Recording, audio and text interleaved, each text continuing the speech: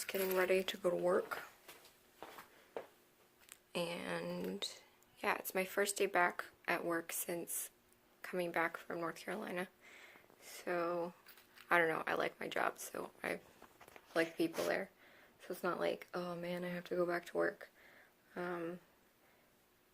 Yeah, so I missed 2 days of the Vlogmas because I was living life and I did not feel like picking up the camera and filming things. But today I'm going to do better. I will show you guys something magical.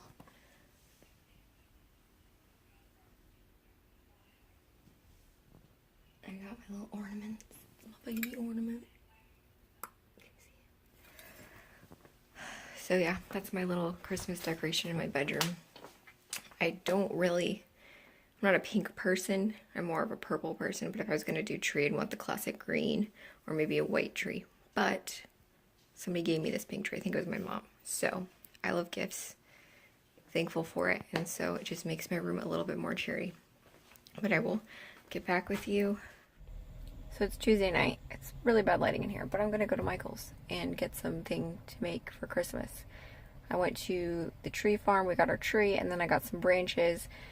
So I'm gonna create a little something, so I'm gonna go in there, maybe video some stuff too. So, here we go.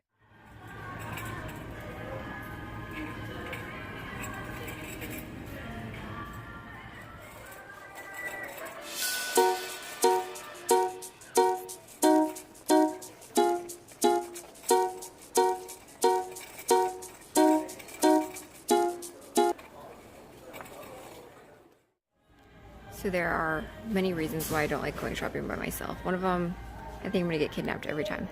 The other is I'm indecisive, and I usually need somebody to help me make decisions. So, future Chantel, you'll probably be the same way. But remember this moment in your past when you were trying to decide between this and this? So you put both in your cart, and you know you're gonna walk around the store and think about it. You're also thinking about making an advent wreath, but they don't have the foam that you need, so probably gonna scratch that. In any case, is anyone else like completely and totally indecisive with their life? Small decisions, but they still stress me out. But we'll see what I choose.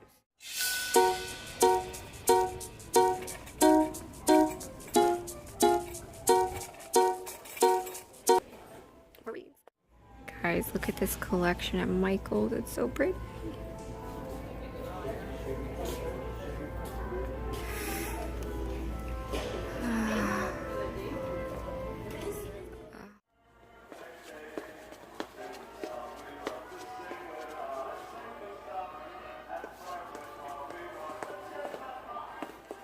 I'm proud of myself for my decision.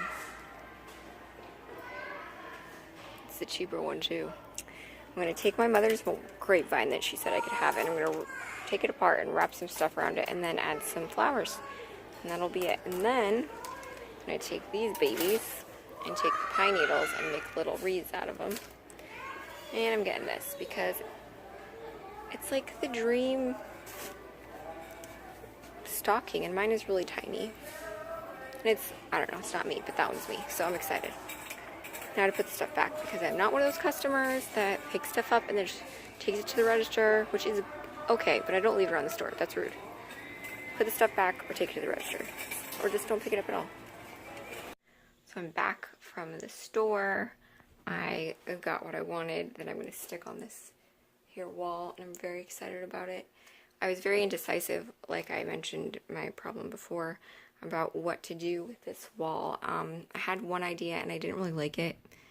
I'd already bought the stuff for it. I'm gonna give that stuff to someone else. Bought it on sale though, so I didn't really spend that much money.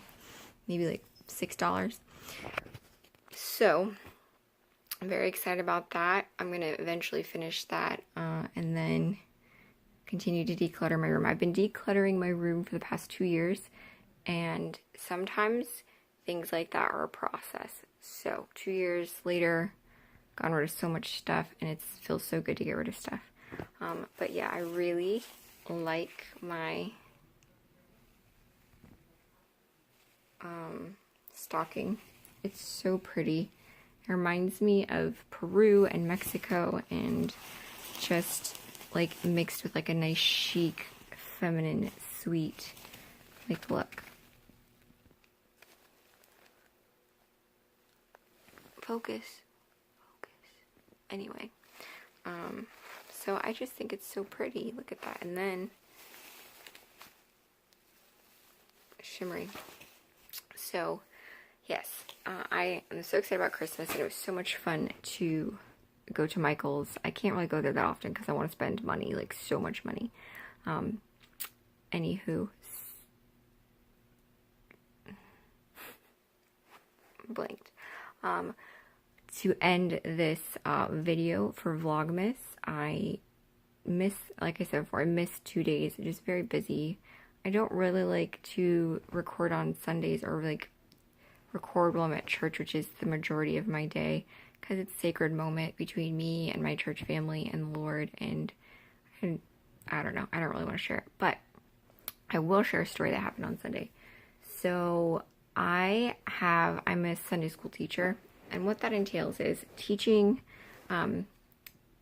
kids. I have 2 boys, I think 6 and 5.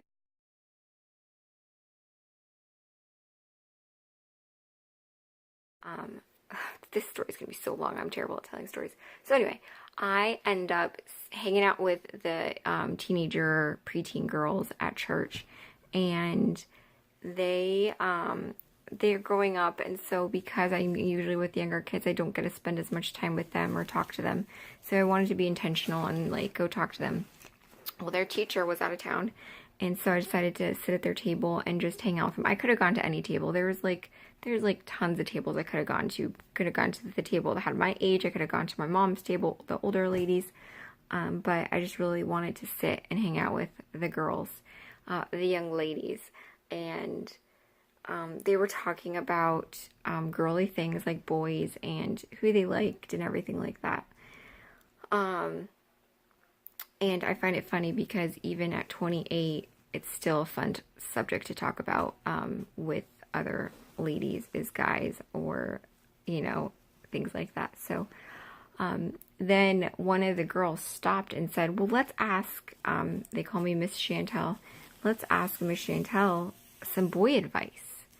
And one of them had her brother's friend ask her out. Now, they're only like in junior high, so relationships at that age aren't necessarily serious. However, I don't want to disregard what they're feeling or how they perceive what is going on as important, because to them it is important. So you don't want to just disregard it because you're just like, oh, that's not a serious relationship or a serious situation. Like, take them seriously.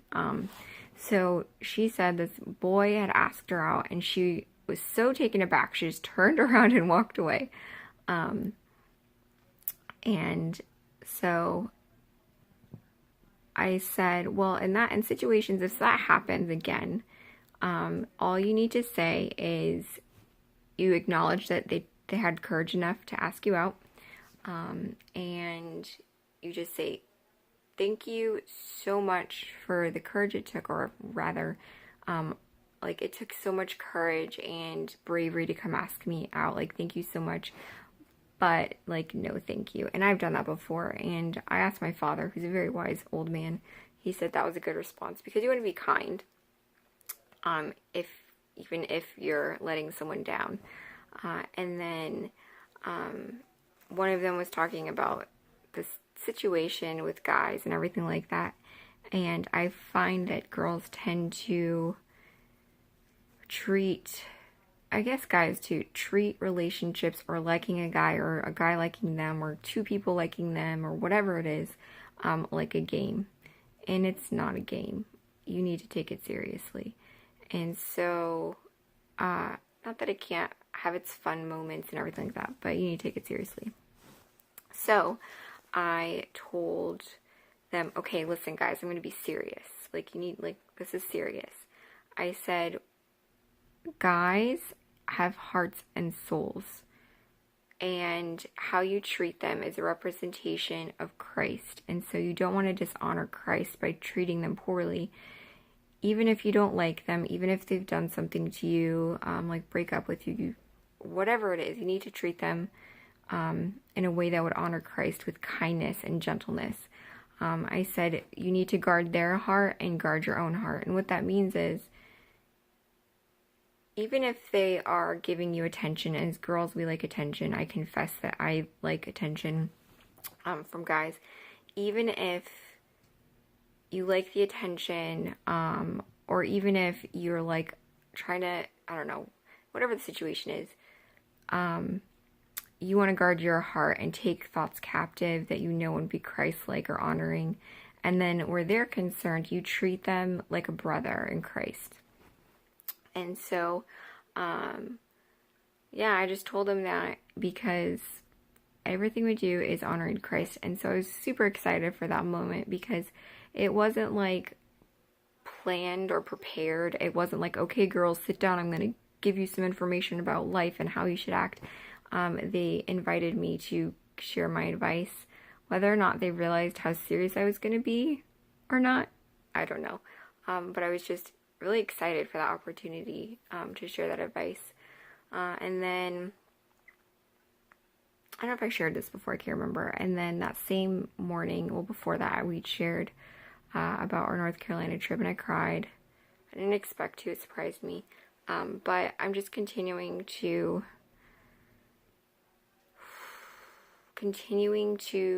recognize that I'm not always willing to go where the Lord leads me or listen to the Holy Spirit because I'm scared or I'm afraid. And so the Lord's just challenged me, like, don't be afraid. Take those opportunities to be led by the Spirit and ask Him what He wants you to do. I'm getting emotional again. And so I don't know what that looks like. However, I do know it's not necessarily some big, like, okay, the Lord's telling me to move to the plains of Africa and live with a tribe and preach the gospel, which some people might have that calling. For me, it's more, your coworker brought up this subject, like, talk to them, encourage them, share Christ with them. Today I had a very needy customer, and I was feeling a little impatient because I'm like, it's kind of common sense. But I had to tell myself, be patient and kind and take your time. So just letting the Lord use you in the smallest of ways, in the most small, ordinary, boring of ways.